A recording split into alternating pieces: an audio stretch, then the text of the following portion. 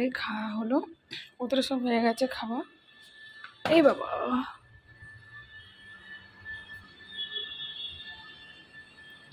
ভাবলাম আতিফকে ঘুম পাড়িয়ে নিই তারপরেই খাবো, নাহলে ও আবার কান্নাকাটি করবে, জ্বালাতন করবে, হবে না। চলো জামা কাপড়গুলো নেবে নি, ফাঁকা রোদ সব চলে গেল, 4টে বেজে গেছে। চলো মেয়েদের এবার একটু শোবো। এবার আমি একটু শুয়ে রেস্ট নিই, ভালো লাগছে না, সব ভর্তি হয়ে গেছে জামা কাপড়ে। ওরা সব শুয়ে বললো ভাববেটা সব ঘুমোচ্ছে। আসসালামু আলাইকুম, গুড আফটারনুন। কেমন আছো তোমরা সবাই? আশা করছি তোমরা সকলে খুব ভালো আছো, আর আল্লাহর রহমতে আমরাও ভালো আছি।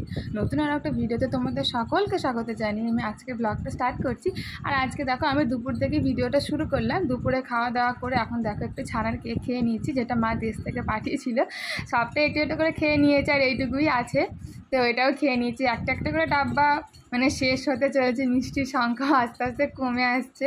সে যাই হোক, না খেলেও তো নয়, না খেলেও তো নষ্ট হয়ে যাবে, তাই একটু একটু করে সবটা খেয়ে নিচ্ছি। এদিকে দেখো যাই খাবো কিন্তু আমাকে ওর পাপাকে কিন্তু দিয়েই খায়, সবাইকেই দেয়, দিয়ে তারপরে খায়। তারপর খাওয়া দাওয়া করে একটু রেস্ট নিয়ে তোমাদের সাথে সন্ধ্যাবেলা দেখা হচ্ছে।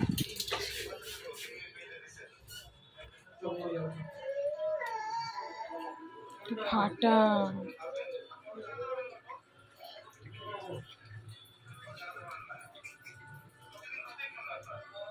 ডিমগুলো এখন ছোট্ট ছোট।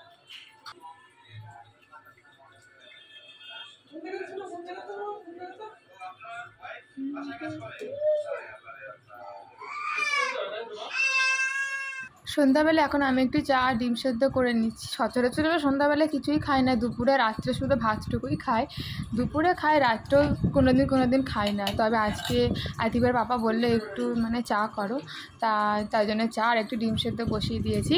আর এদিকে আতিফের জন্য একটু সুজি করে নিচ্ছি, ওকেও খাইয়ে দেবো। এবার খাওয়া দাওয়া করে আমরা একটু ডাক্তারের কাছে যাবো। আতিফের একটু ঠান্ডা লেগেছে হালকা, তবে আতিফ যেখানে দেখায় না সেখানে এখন দিওয়ালির ছুটি চলছে, সে আয়াত হসপিটালে, তাই ওকে মনে করছে আমাদের ঘরের কাছে আর একটা ডাক্তারখানা রয়েছে, সেখানেই ওকে এখন টেম্পোরারি দেখিয়ে নিয়ে আসবে।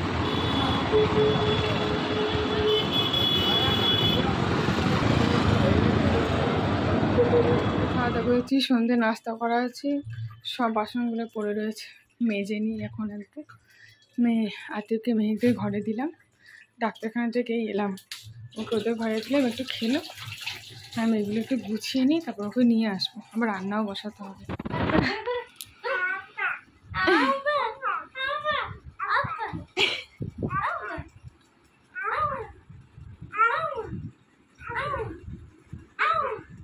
খেপে গেছে দুজনায়। এই তুই কি করছিস? কি বলছো, আব্বা না আপ্পা? হ্যাঁ আতিফ কি বলছো তুমি? আব্বা বলছো না আপা বলছো? আল্লাহ আল্লাহ করে আল্লাহ শুভ্র শুভ্র শুভ্র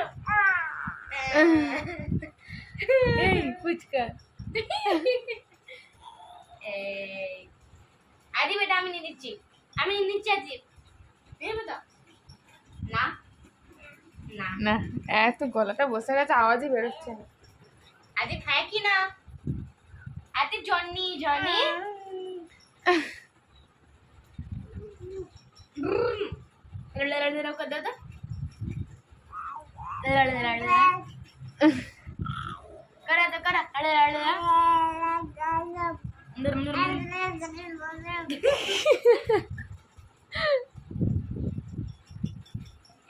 পড়বে পড়বে, করো করো আব্বু করবে, হিজাব পড়ো পড়ো পড়ো।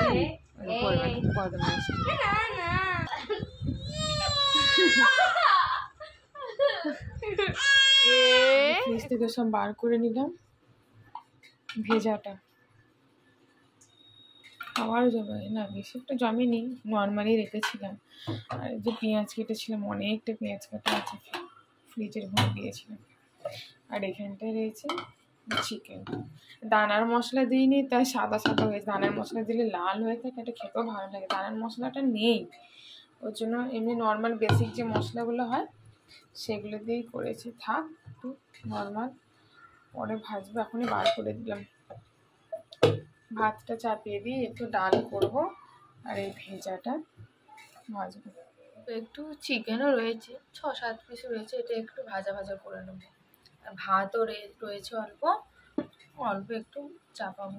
নিচে গেছে, এখন নিজে কি খাবে আল্লাহ জানে, খেয়ে আসবে তারপরে খেতে চাইবে না ঘরে। আর এখানে একটু সুজি রয়েছে, আতিফ খাইনি সন্ধ্যেবেলা, শরীরটা খারাপ তো 2-4 গাল খেলো আর খাইনি। আর খাওয়াবো না, ওকে ভাত খাই একেবারে, ওষুধ খাইয়ে দেবো।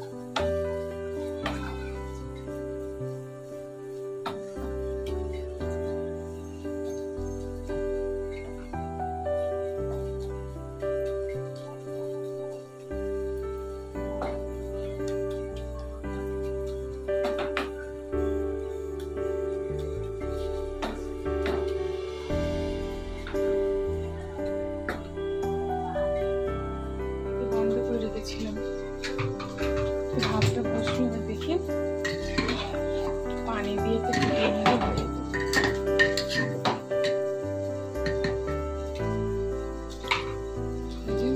ঘিলু ভাজাটা হচ্ছে এদিকে।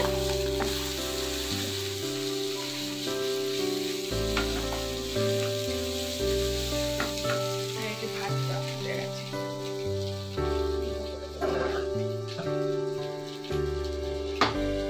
চিকেনটা ভেজে নিলেই হয়ে যাবে। লঙ্কাগুলো সব ফেলে দিয়েছি, এবার ঝাল খেতে পারে না।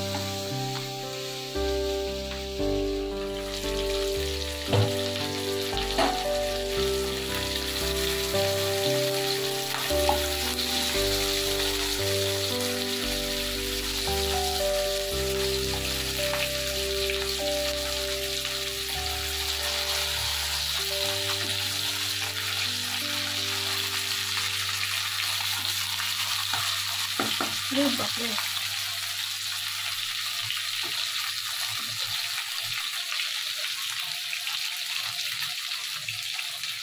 চল্লিশ, 2:30 বাজেনি এখনো, মানে খাওয়া হলো। আব্বু চলে আয়, চলে আয়, চলে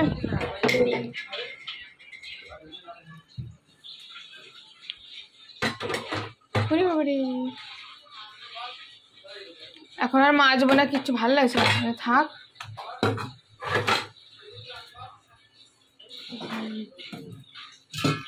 থাক, ডালও আছে।